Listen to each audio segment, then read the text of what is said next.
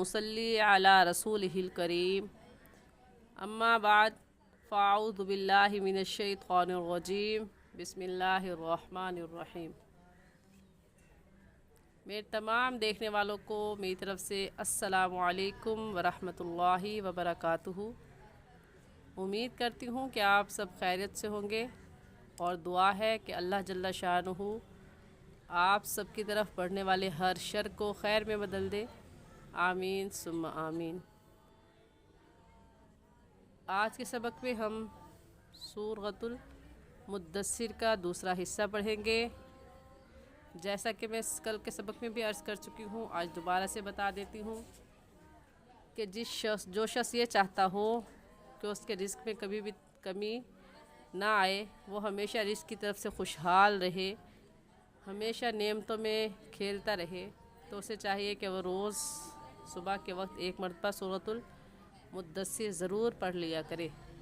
इंशाअल्लाह जो शख्स सूरतुल मुद्दस्सिर रोज़ाना पढ़ेगा, अल्लाह ताला उसको गनी कर देंगे, माल की तरफ से बेफ़िक्र कर देंगे और हलाल माल हलाल रिज़्क़ उस बंदे या बंदी को अता फ़रमाएंगे।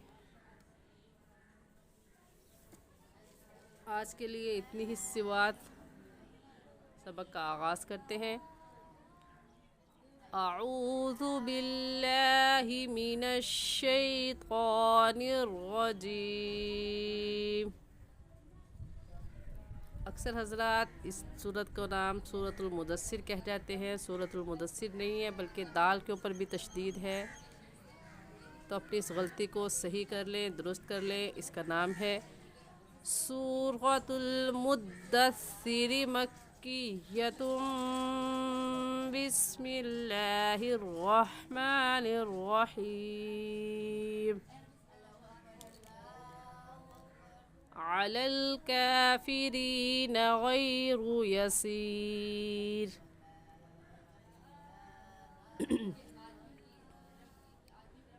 अला हुरूफ हल्की में से है, यानी हलक से निकाले जाने वाले हुरूफ में से। तो इसे हलक के कौन से हिस्से से निकाल लें? हलक के दरमियानी हिस्से से निकाल कर पढ़ेंगे। ऐसे कहेंगे अलल काफिरीन गैरु यसीर ज़रनी वमन खलक़तु वहीदा। ज़रनी में रा साकिन से पहला ज़ाल है और ज़ाल के ऊपर ज़बर है, तो जैसे रा के ऊपर ज़बर या पेश आ जाए तो रा को मोटा करके पढ़ते हैं, ऐसे ही रा साकिन आ जाए, रा साकिन से पहले वाले लफ्ज़ के ऊपर ज़बर या पेश आ जाए तो उस रा साकिन को भी पुर यानी मोटा करके पढ़ते हैं। तो यहाँ पर इस लफ्ज़ में रा साकिन से पहले वाले लफ्ज़ के ऊपर ज़बर आ गया है, तो इसे पुर यानी मोटा करेंगे, यानी अपने दोनों होंठों को गोल करके पढ़ेंगे। ऐसे कहेंगे ज़रनी, नून या से नी को खींचेंगे क्योंकि ये या मद्दा है। हमें कैसे पता चला? क्योंकि ये कायदा तख्ती नंबर 8 में हम पढ़ चुके हैं कि या साकिन से पहले ज़ेर आ जाए, या साकिन से पहले ज़ेर आ जाए तो वो या मद्दा कहलाता है, और या मद्दा को एक अलिफ की मिक़दार खींच कर पढ़ते हैं। ऐसे कहेंगे ज़रनी वमन खलक़तु।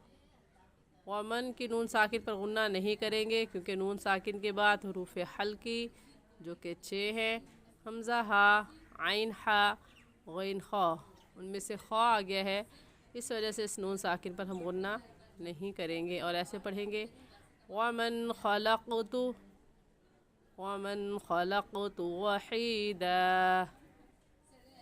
ज़बर की तनवीन में एक ज़बर पढ़ा जाता है, तो ऐसे कहेंगे वहीदा। वजअलतु लहू, लहू में हा उल्टा पेश है और उल्टा पेश को एक अलिफ की मिक़दार खींच कर पढ़ते हैं, तो ऐसे कहेंगे वजअलतु लहू मालम ममदूदा। मालन कहना गलत होगा और सही लफ्ज़ है लाम को मीम के साथ मिलाकर मालम ममदूदा। हम लाम को मीम के साथ क्यों मिला रहे हैं? क्योंकि तनवीन के बाद हरूफ यरमलून जो कि 6 है, या रा मीम लाम वाव नून यरमलून, उनमें से मीम आ गया है تو ہم یہاں پر غنہ کرنے کے ساتھ ساتھ ادغام بھی کریں گے۔ تو ادغام کسے کہتے ہیں؟ ادغام کہتے ہیں دو لفظوں کو ایک کر دیا جائے، جیسا کہ یہ میم دیکھنے میں ایک لفظ ہے اور پڑھنے میں دو لفظ ہے، کہ ایک مرتبہ لام کے ساتھ ملا کر پڑھیں گے اور دوسری مرتبہ خود ایسے کہیں گے مالم ممدودا۔ یہاں پر بھی زبر کی تنوین ہے، ایک زبر پڑھیں گے، آیت ایسے پڑھی جائے گی۔ وجا، واو کا مخرج کیا ہے؟ دونوں ہونٹوں کو گول کرنے سے واو ادا ہوتا ہے، تو وجعلتو غلط ہے، صحیح ہے وجعلتو لہو مالا ممدودا وبنین شہودا ومہدت لہو تمہیدا۔ اس لفظ کی بھی غلطی کو درست کر لیں، اکثر حضرات ومہدتو نہیں ہے بلکہ ومہدتو، ہا کو ہم نے تا کے ساتھ ملانا ہے، دال کو چھوڑ دینا ہے۔ کیونکہ یہ قاعدہ ہم پڑھ چکے ہیں کہ تشدید سے پہلے جزم آ جائے، تا کے اوپر تین دندانے والی جو علامت ہے اس تین دندانے والی علامت کو تشدید کہتے ہیں، اور دال کے اوپر جو مڑی ہوئی علامت ہے اس مڑی ہوئی علامت کو سکون کہتے ہیں۔ اور قاعدہ ہے کہ تشدید سے پہلے جزم آ جائے، دو نام ہیں اس کے، سکون بھی کہتے ہیں اور جزم بھی کہتے ہیں۔ تشدید سے پہلے سکون آ جائے یا جزم آ جائے تو جزم والے حرف کو چھوڑ دیتے ہیں اور تشدید والے حرف کو پڑھتے ہیں۔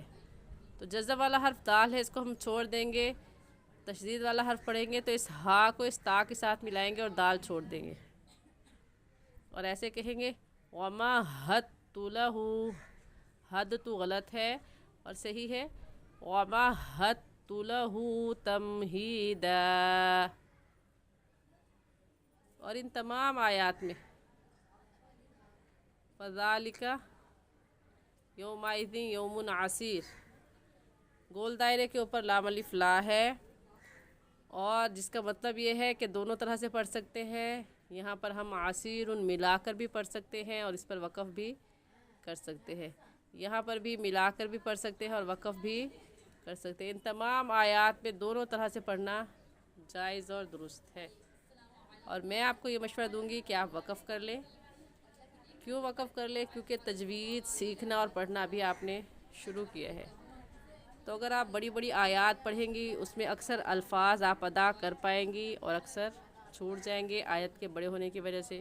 تو تھوڑی تھوڑی چھوٹی چھوٹی آیات پڑھیں، وقف کر لیں اور لفظوں کو نکال کر پڑھیں، اور جب یہ نکالنے والا معاملہ ٹھیک ہو جائے، آپ کی پریکٹس اچھے سے ہو جائے، پھر آپ کی مرضی ہے، چاہے وقف کریں یا سارا ملا کر پڑھ لیں، پوری پوری آیت پڑھ لیں، دو دو تین تین آیتیں ملا کر پڑھ لیں، جیسے آپ کا دل چاہے۔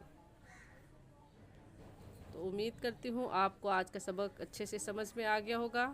پھر بھی اگر آپ کچھ پوچھنا چاہتے ہیں تو آپ کمنٹ میں پوچھ سکتے ہیں۔ جزاکم اللہ خیرہ۔ السلام علیکم ورحمۃ اللہ وبرکاتہ۔